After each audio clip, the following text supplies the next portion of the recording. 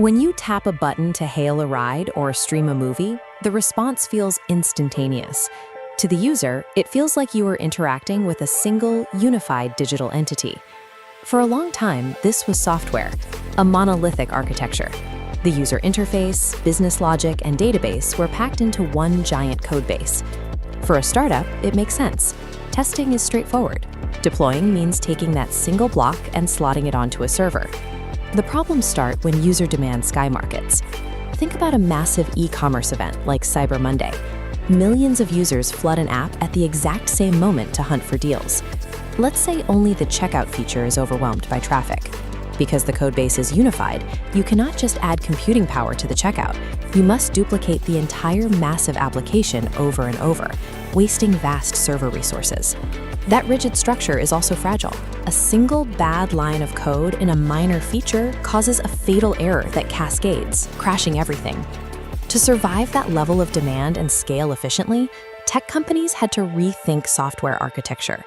They stopped building single, massive ships and instead started launching decentralized fleets. To see exactly how this works, we can trace what happens when you click Place Order on a modern platform. Your request hits the application's front doors, the load balancer, and the API gateway. Instead of feeding your data into a monolithic block, the gateway intelligently routes your request into a sprawling, decentralized network.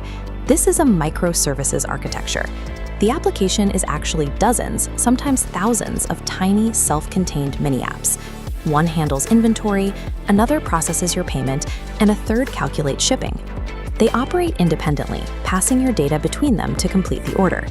If a sudden rush of users causes a bottleneck at checkout, the system isolates the stress. It spins up additional copies of the payment service alone, directing computing power exactly where it is needed, without wasting resources on the rest of the application. The same boundary protects against failure. If the user review service contains a bug and crashes, the damage stays contained. The rest of the network simply routes around the dead node, and users continue shopping without noticing a glitch. By severing hard connections between features, the application shifts from a fragile, rigid object into a modular network that can absorb localized failures without collapsing. But ripping an application apart creates a severe logistical hurdle. How do dozens of isolated, independent programs actually coordinate to fulfill a single order? These microservices are fiercely independent. The team building the search function might write their code in Java, while the recommendation team uses Python. They don't even share the same databases. To bridge that gap, they use application programming interfaces, or APIs. Think of an API as a specialized postal service with strict rules.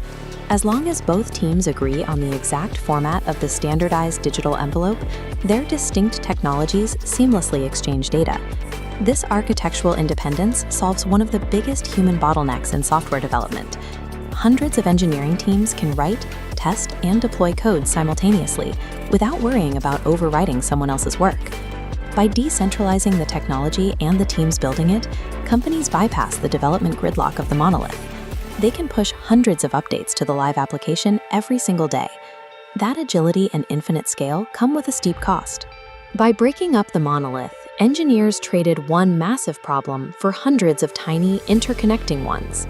Network latency between nodes introduces microscopic delays that accumulate quickly. And if a user's request fails at 3 a.m. across a chain of 50 different microservices, locating the exact point of failure becomes a debugging nightmare. To prevent an unmanageable black hole, engineers implement observability, building logs, metrics, and traces into the architecture. For instance, a unique trace ID attaches to your request. As data jumps between services, that ID tags along, generating a chronological map of every step. This heavy operational overhead is the trade-off for decentralization. For simpler applications, the maintenance burden often outweighs the technical benefits, leading some companies to pull their services back into a single monolith. For global platforms, this complexity is an essential investment. It is the only way to build infrastructure that can simultaneously serve millions of users while remaining stable enough to never go dark.